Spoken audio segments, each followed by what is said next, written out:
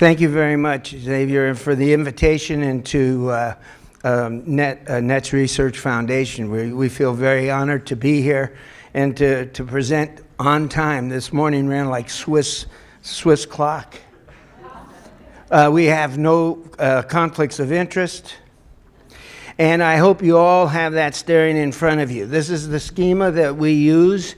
It's been 20 years in the making, and it was accepted for review by the Committee for the Centers of Excellence from the European Neuroendocrine Tumor Society. It will be audited on the 28th of this month, and if we pass muster, we hope to be the first center of excellence outside of Europe in the United States. So briefly, you see the schema, and that's how we think of things. And some of you in the audience have seen this before because we presented, Dr. Dillon and I co-manage the clinics and with Dr. Howe, and we present this to every person coming to our clinic for the first time. And oftentimes we'll bring it back up, and Dr. Sue's going to embellish that a little bit. Now, we've heard about briefly about somatostatin, and I'm going to give you a few nuances of that. You've heard excellent talks already on surgery, liver-directed therapies, so you'll be thinking about those, and you're soon to hear more about the PRRT. We have excellent medical oncologist, Dr. Thor, I hope is here, and Dr. Polite is here, so be able to talk in depth about the chemotherapy and the anti-angiogenic therapy. Over in the lower left corner, you see we are very blessed. One of the main criteria for a center of excellence is that every partner that does the clinic has to have a minimum of 5 years. Between Dr. Howe, Dr. Sue, and myself, there's more years we could take specialists under our hood. We have so many years, 5-year experiences in there. But we've been very, very blessed, I feel, to have the cartel that we have. I approached Dr. Howe in 1999, carrying Dr. Sue's bags because she got a position at the University of Iowa, and I asked him if he'd be interested in doing a clinic back-to-back every week with he and I. And he said yes, and I was ecstatic. So we started on a Friday, and we did about 3 months worth, and Dr. Howe came up and said, it's a tough day to do this. Can we do Tuesday? So we asked the schedulers to reschedule, and then we were doing about 3, maybe 4 months on a Tuesday, and he came back. And he said, Tuesday's really tough. And I said, Jim, one more change and I'll divorce you. I told him that. I did. I'm telling you. He remembers that, I tell you. But I want to just embellish in my time a little bit about the analogs. The two that we have. We have Octreotide or Sandostatin. You have Lanreotide or Somatuline. Now, if you look at those structures, you see similar colors. Those are amino acids. On the top is the God-made one called somatostatin. We had a 14-year experience since 1973 on what somatostatin does in low dose and high dose. We had an enormous body of information on the naturally occurring hormone, paracrine, neurocrine, autocrine substance. In 1980, Novartis, then called Sandoz, created an 8 amino acid structure which won the Pre-Gallion Award, because no one had taken a natural peptide and been able to shorten it and still get the biologic action of it. In 1980, it was patented and introduced to the clinical arena, and Janos Pless and 50 medical organic chemists put that together. Unknown to a lot of people was David Coy at Tulane, who was working just as diligently on that small fraction that you see on the right side of your schema. That's Lanreotide. If you turn them upside down, they're almost identical, as you can see. You see the lysine molecule positioned in the same place in both compounds. That's where it docks. That's where it connects in a key lock situation, and that's where you get the action of Octreotide or Lanreotide. They're virtually identical, except Lanreotide has a little bit more power on the receptor number 5 that you don't hear much about. So both are virtually identical in structure and action. Only short-acting form available in the United States is called Rescue. That's the one that was given subcutaneous, and unfortunately the patent expired, and Novartis kind of lost a little interest in it because they had developed the long-acting repeatable, or the LAR, and that's very unfortunate because sub-Q is hard to get sometimes through insurance, but it's invaluable, and we heard cases today where sub-Q would have worked perfectly. The kinetics of both are different. So Octreotide LAR is different kinetically than the Lanreotide depot. And this, I want you to burn in your memory. You see on the left side is the sub-Q, and if you'll notice, sub-Q has a remarkably rapid action. It peaks in 30 minutes on the left side, it plateaus for an hour, and half of it's gone in 2 hours. It gives you empowerment, it gives you control that the long-acting forms can't do. They have no brain when they give it to you. It goes up and it stays up. If you run into a bottle of wine, it's not going to know that you need a rescue shot. It's that simple. Now, when you take the LAR, that's given intramuscular, and it goes in the either buttock region. It peaks like heck in the first 24 hours, and then it goes to zero. It goes all the way down to the bottom, and then after 8 to 9 days, it starts to rise in the blood. That's a big deal because a lot of people get this rush that they get on the first shot of Octreotide almost every month. And that's because those are the levels of Octreotide. It surges, goes down to zero, and then slowly climbs up at 8 days. Lanreotide is remarkable. It's a different kinetic. It's the red dotted line. And you see it goes straight up, and then it goes plateaus all the way to the end of the month. There's some information that it actually stacks at the end of the month after 3 shots. Because of that, let me just do this again. Oops, I went back too far. Because of that, we can talk a little bit about FDA approvals. Octreotide LAR is approved for carcinoid syndrome, and the symptoms we've heard about today: flushing, diarrhea, nocturnal perspiration, pain, if the serotonin's high. It's given IM. Lanreotide depot is approved for anti-proliferative action in the Clarinet study. It's approved for the carcinoid syndrome, and the reason it's approved for carcinoid syndrome is because of the rapid elevation of the when you take the shot. It goes straight up and stays up, so it handles acute symptoms immediately. That's given deep sub-Q. Now, I don't know if anybody wants to give witness or have given witness, but I have 4 patients that walked in for a Lanreotide shot and got it deep, got an IM injection instead of in the fat pad above the buttock, and vice versa. I've had patients on Lanreotide that should have gotten it sub-Q, and it was given in the heme clinic, oncology clinic, as a deep sub-Q. And those can be very painful, and they don't work. When they go in either place wrongly, IM versus deep sub-Q, it doesn't work.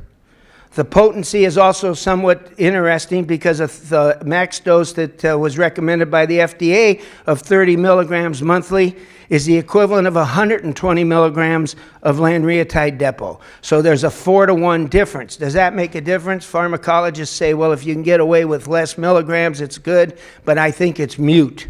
But it's good to know that a 30 is a 120 and a 20 LAR is a 90 depot. Now, both can cause gallbladder sludge and stone, as Dr. Howe said today. Eventually, they'll all have cholecystitis or gallstones that have to be addressed. We do it at the front of the loop when Dr. Howe does surgery. Both cause a subclinical fat malabsorption, no matter who you are. When you go to eat a meal, the pancreatic enzymes will not release with either depot or with the LAR. And you almost always need digestive enzymes. Do you need animal enzymes? Creon? No. You can get away with you-know-what, papaya chewables. You go to Walmart, you go to a GNC store, some have pineapple in them too, but those are digestive enzymes. You have to take 4 or 5 of them because they're not medicinal, but you take them before every meal, and you don't have that kind of foul-smelling stool. Now, the other part to remember, and I've heard fatigue several times this morning, is that each Lanreotide or Octreotide suppress the axis of thyroid. When that happens, you don't convert the hormone from the thyroid, T4, to the active hormone, free T3. Your doctors many times will measure TSH, they miss it. They'll measure free T4 and they'll miss it. You have to measure free T3 and it's invariably low. And when free T3 is low, you're tired. Trust the fat man, as Gene Woldering would say. And so you need to have that replaced. Both can raise sugar, and one person said pending diabetes. I have to share, I've not seen frank diabetes with years use of Octreotide LAR. That's not true for Lanreotide depot. Lanreotide depot physically suppresses the insulin because of its structure. And so it's almost invariable that you can get high blood sugars and diabetes with Lanreotide depot. It's going to be kind of rare because there's a counter-regulation phenomena that goes on, but if you're going to see it, you're going to see it more often, milligram for milligram, with Lanreotide. Just 2 more slides, and I have to share this with you. This is the original paper written by a scientist, Dr. Richard Elton, and he was getting so besieged by different physicians on the use of this Octreotide in about 1984 or 85 that he opened it up as a compassionate use for all neuroendocrine tumors. And after it was all said and done, they submitted a fairly formed, semi-quantitated packet to the FDA. The FDA accepted it and approved Octreotide in 1989 based on, and this is where medical oncologists shiver, because it was only 177 different gastroenteropancreatic tumors, and there were 79 physicians feeding in data of all kinds and degrees.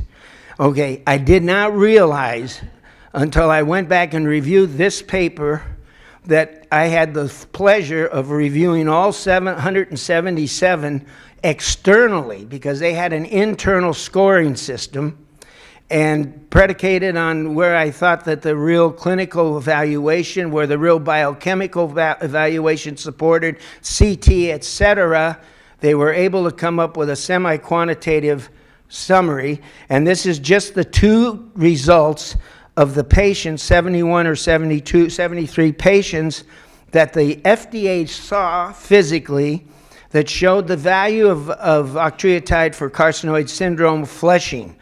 All of those whites are greater than 50%, bars are 50% improvement. You have complete resolution in the black bars, and you had very few unchanged or worse. That was a phenomenal response on 73 patients, semi-quantitative evaluated with different point scores.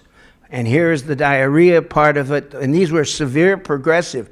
These were Larry Coles' patients from the Mayo Clinic, and these folks had been affected for a long period of time and had severe diarrhea, true secretory diarrhea. And there again, you could see the greater than 50% resolution of diarrhea and improvement.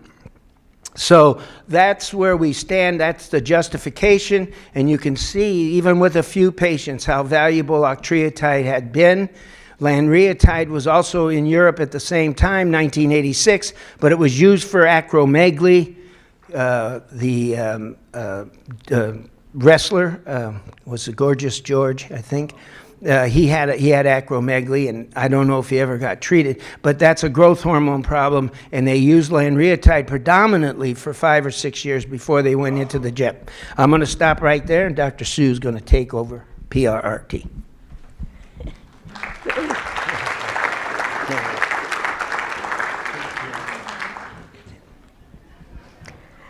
Just like the bed, he takes more than half the time.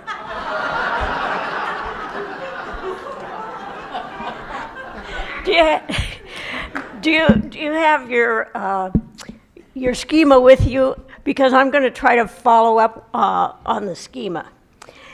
And I want you to, I hope you will take notes on your own situation using this schema so that when you get ready for PRRT, or if you're already there, you'll have a better idea of what risks you might have with PRRT.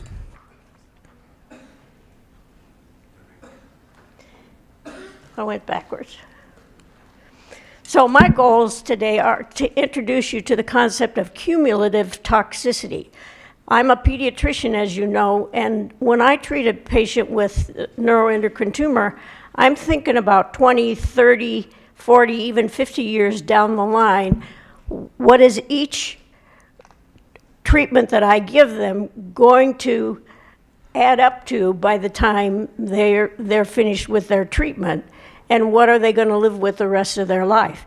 You're the same way.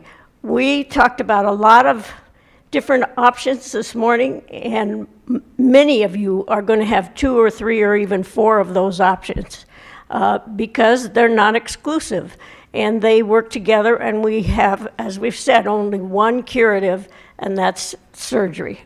So then I'm going to summarize for you some of the different categories and what the main risks and toxicities are and whether they're reversible or not. And then finally, I'm going to discuss a little bit of research we've done at the University of Iowa to try to predict what risks people are going to have with PRRT and how we can minimize those. So you've heard plenty about sandostatin and Lanreotide in the top row there. You know what the benefits are. You heard what the toxicities are. I think the important thing that I want you to take away is that all of these symptoms with sandostatin or octreotide or Lanreotide are reversible, completely reversible. None of your organs have to recover when you stop Lanreotide, and there's no cumulative toxicity. Now, that's not the same as you'll see in the cumulative toxicity for the rest of the types of treatments we use. And I think the important thing for you is put together what treatments you've had or you're going to have, and are there any? So for instance, in chemotherapy, there's bone marrow. In anti-angiogenic, there is bone marrow toxicity. In tyrosine kinase inhibitors, there's bone marrow toxicity. Even in antibodies, there can be some bone marrow toxicity. And we're going to, not in liver-directed therapies, but in PRRT, we have to watch the bone marrow too.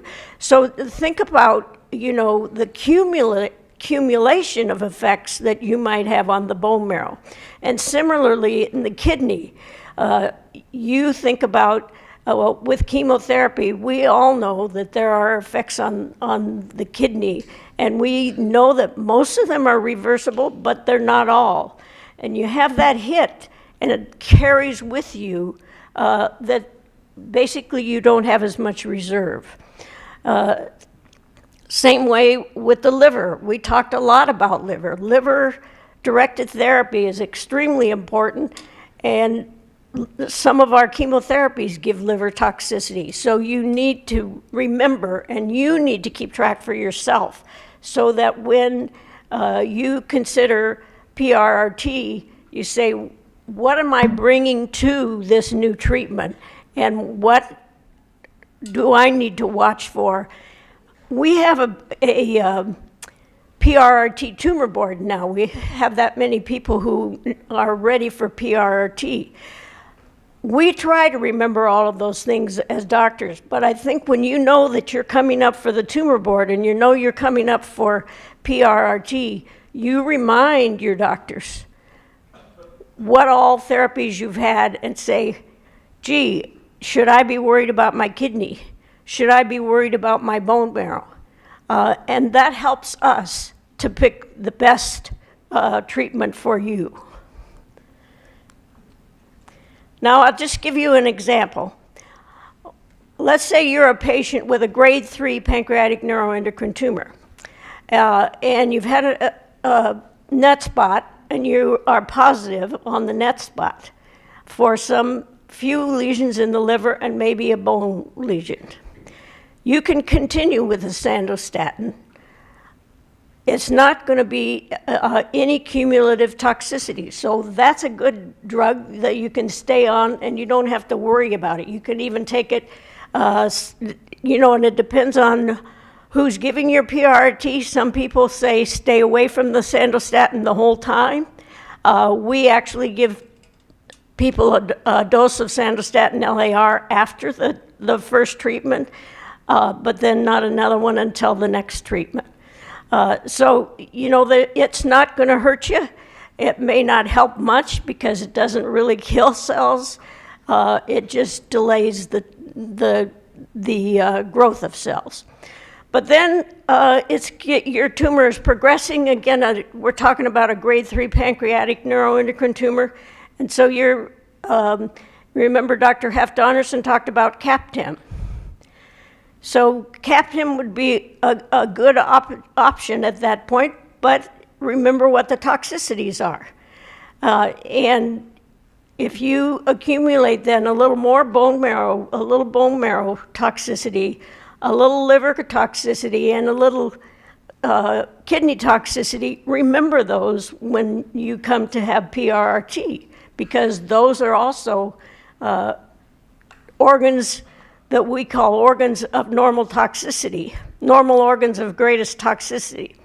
And so if you come to PRRT with sandostatin, CAPTEM, and one of the anti-angiogenics, everolimus or sunitinib, then, you know, those mean that you have already some underlying toxicity that is going to be added to by PRRT. Doesn't mean you shouldn't have PRRT. Just remember that you know what organs you want us to follow. And we try to do that, but it always helps us to be reminded. Now, I'm going to show you, because we're very interested in kidney toxicity, and that for PRRT has been the biggest one in the news, and that I'm sure all of you have heard that kidney toxicity can be a problem, right?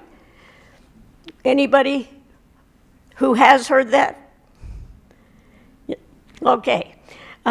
So we're looking at yttrium-90. And I want to show you some of I think is a marvel of modern medicine, that with yttrium-90, nuclear physicists have figured out that it has beta energy, and you see the Y90 up there in the green arrow, that's 99% of the energy that's in yttrium-90, and that's what kills cells. That's why this PRRT can actually kill cells. Now, there's a little tiny bit, you see less than 1/100th of 1%, that is pair production. That's the energy that is used to do a PET scan. So we can do a PET scan with yttrium-90 in a person who's just had a large dose for therapy. And then finally, once the yttrium-90 has interacted with a cell and is starting to kill it, that dying cell gives off X-rays, and we can catch those X-rays and do another kind of scan that we call a SPECT scan. So here we go. You've had your gallium dototox scan, and you've got some lesions in the liver there and a lesion in the spine. We give you your first dose, and we always fix the dose at 4.4 gigabecquerel. That's about 120 millicuries. Now, what we usually do is, everybody's going to get the same. But me and Odo aren't the same size. Nobody else here is in the same size. Is there a chance that some of us should have a little different dose? And we're going to use dosimetry. So I want to say thank you, first of all, when you see what we asked these patients to do, that they were all willing to do it. 25 patients in a row did this for us to be able to figure this out. So I told you that we can do a PET scan after you've had your yttrium 90. So 5 hours after, when they were still sick from having the amino acid infusion, they came down to the PET center and had a PET scan. And there you see, we looked at how much was in the kidneys. And then they went straight from there. That interaction I told you they have that gives off x-rays, we measured that as well. We had them come back at 5 hours, 24 hours, 48 hours, and 72 hours, and then we gave all that information to the nuclear physicist who looked at how that decay actually happened from that particular person's kidney. And we used, we talked a little bit about in the patient, the adolescent patient conference this afternoon about SUVs. So we took the SUV, which is a quantitative measure of how much is in a PET scan, and we used that to calibrate the curve for decay. Now, one of the things that we found, and people actually, when we figured this out and I showed this to the nuclear physicist, he said, "Sue, we knew that all along." But to me, it was pretty exciting. As the size of your kidney increases, the actual dose per measure of your kidney of radiation decreases. So for me as a pediatrician, I'm saying, oh my gosh, those kids are getting more than the big person. But you also see that, if you're the person in the middle, you're not getting as much as the person who has the large kidney. So you say, well, I want to be the person who's the biggest person in the room and has the biggest kidneys.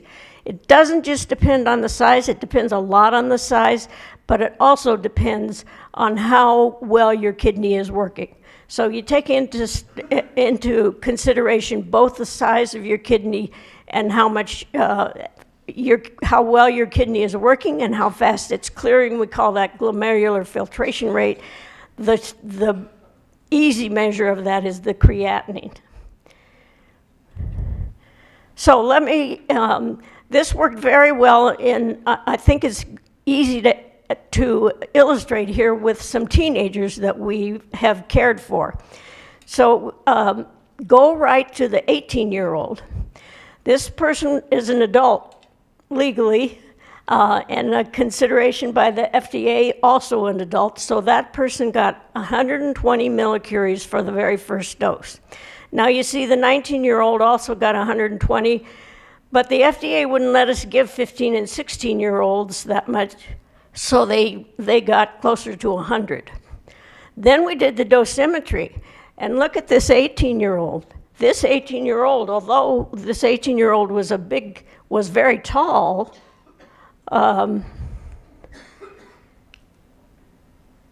we had to cut the dose back by more than half. And then we measured that dosimetry again, and we were able to go up a little bit. But you see, this person got the least amount of total dose of anybody in the group, and yet this person had the total renal dose that was the highest. And the safe dose, what we wanted to make sure every time we gave it was that by the time we had given all 3 doses, we would be below 23 gray. That's what the FDA recommends as the highest dose that anybody's kidney should get. So I think, coming at this from the viewpoint of a pediatrician and knowing that we all aren't the same size and that it depends I think it was a very big lesson for us. So I'll just give you one more one more instance. We talked a lot about liver, as I said. So let's say you've got a small bowel tumor and you're on sandostatin, because most of them are grade 1 and grade 2. You've had surgery of your primary, and you maybe even have had some liver reduction with microwave. But then you progress a little bit, and as Dr. Salem said, liver-directed therapy, when that's your main problem, is very, very important. So you've had liver-directed therapy, and it's been a couple years, and you're starting to progress again. So then maybe you get some chemotherapy, or you get some anti-angiogenics. Now I want you to remember all those, and that's again what we try to do when we look at when we consider a patient for PRRT in our tumor board. We try to bring to mind all of these previous treatments and what the risks are for that particular patient for you when you've had 3 or 4 or sometimes even more than that previous therapies. Because remember, we think there is some residual, no matter how small, that there is some residual effect on your liver and kidneys and your bone marrow primarily when you have these previous therapies. So in summary, I think it's good for you to keep a diary of your own treatments over time. And I rejoiced when I heard one of our patients say that. What do you wish you had done when you were first diagnosed that you didn't learn until later? And keeping track of your treatments over time was one of those things.